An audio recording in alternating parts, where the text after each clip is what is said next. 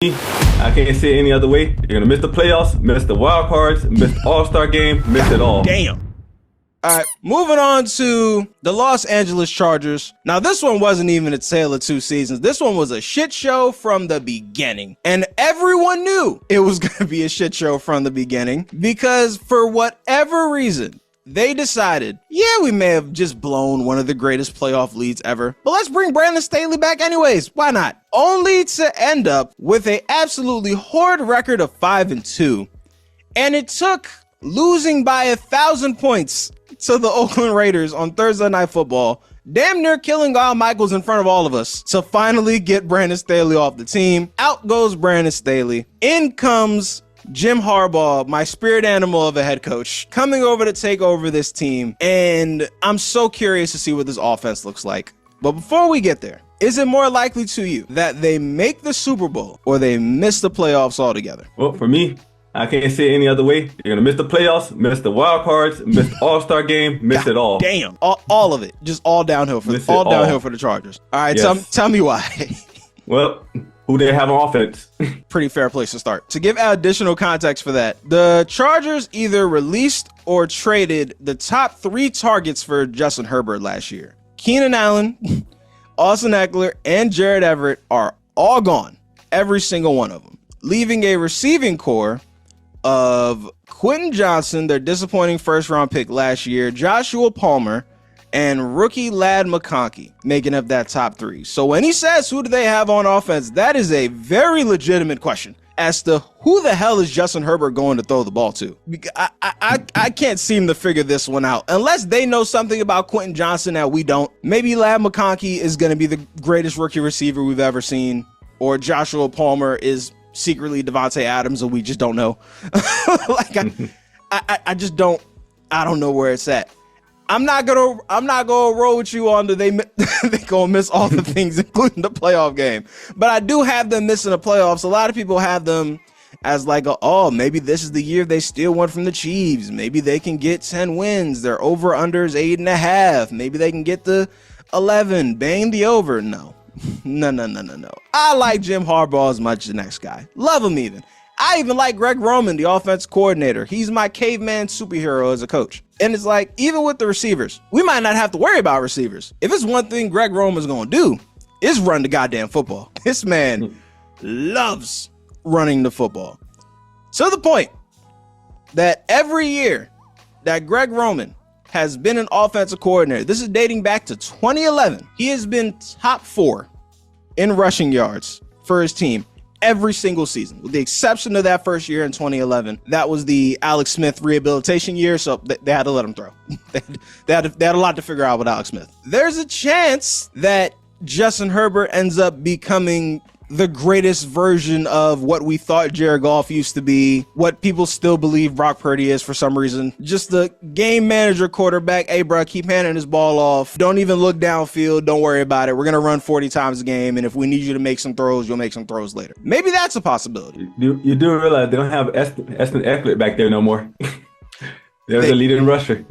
they don't. They got my man. They got the Gus Edwards, who Ravens fans adore and are actually pretty upset that they lost, who had 13 touchdowns last year, funny enough. For y'all that asked last year why Lamar's touchdown totals were low, it's because Gus Edwards took all the goal line touchdowns. That's why. Like, all his touchdowns are like under 10 yards. They got him, the constantly injured J.K. Dobbins, and their third string running back is Kimani Vidal, who never heard of that guy.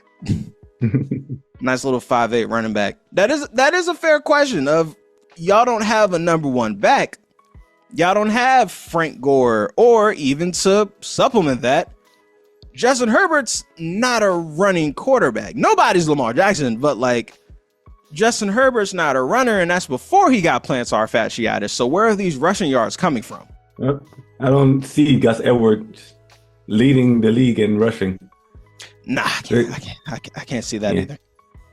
And you're also not going to tell me that J.K. Dobbins, who has been hurt essentially every single year since he's been drafted into the league. God bless him. I wish him the best.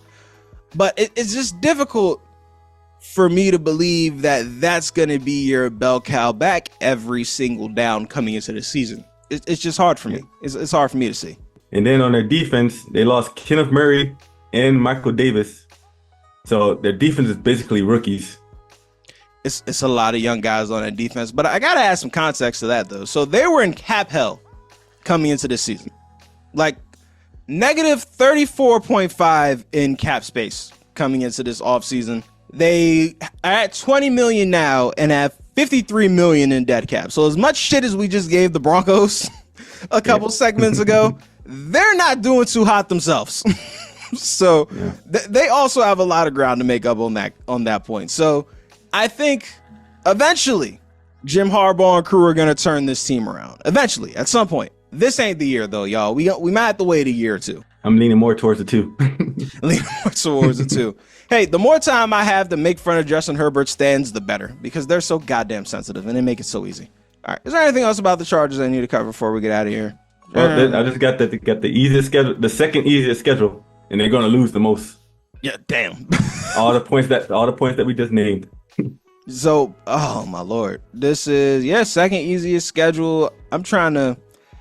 Their over under is 8.5. That has to be a Harbaugh pick because there's no way. Even if you're the biggest Justin Herbert fan in the world, there's no way you can look at that receiving core and be like, "Yep, 9 wins." Like, nah, dog.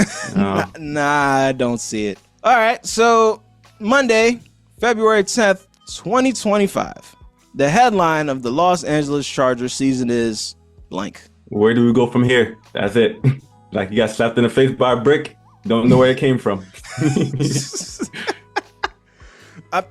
Hey, you just got to hope the ground doesn't fall too far. And Jim Harbaugh didn't leave all his coaching skills in Michigan.